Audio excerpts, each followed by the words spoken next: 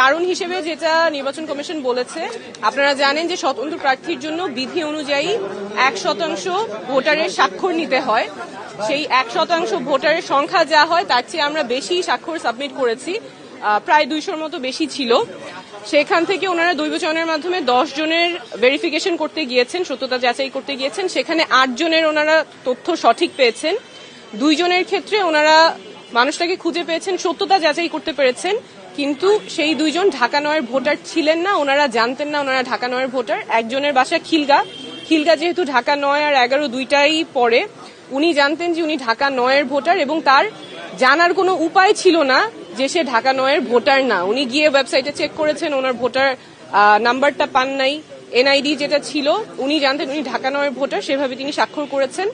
আরেকজন যার ব্যতিক্রমে এসেছে, তার কাছেও যে হার্ড কপি আছে এনআইডির, সেই এনআইডির ঠিকানা অনুযায়ী উনিও ঢাকা 9-এর ভোটার, কিন্তু নির্বাচন কমিশনের কাছে তথ্য আছে যে তিনি ঢাকা 9-এর ভোটার না, সেটাও তার জানার কোনো উপায় ছিল না। তো যেই 2 জনের কথা ওনারা বলেছেন যাদের সত্যতা পেয়েছেন কিন্তু ঢাকা 9-এর ভোটার না, এই 2 জনের ক্ষেত্রেই তাদের জানার কোনো উপায় ছিল না যে তারা কোন এলাকার ভোটার এবং ঢাকা 9-এর ভোটার না। ওনারা জানতেন যে ওনারা ঢাকা 9-এর ভোটার, সেই অনুযায়ী ওনারা স্বাক্ষর দিয়েছেন এবং নির্বাচন কমিশন কোনো উপায় রাখে নাই ভোটারদের জানার জন্য যে তারা কোন আসনের ভোটার কিংবা ভোটার নাম্বার কত।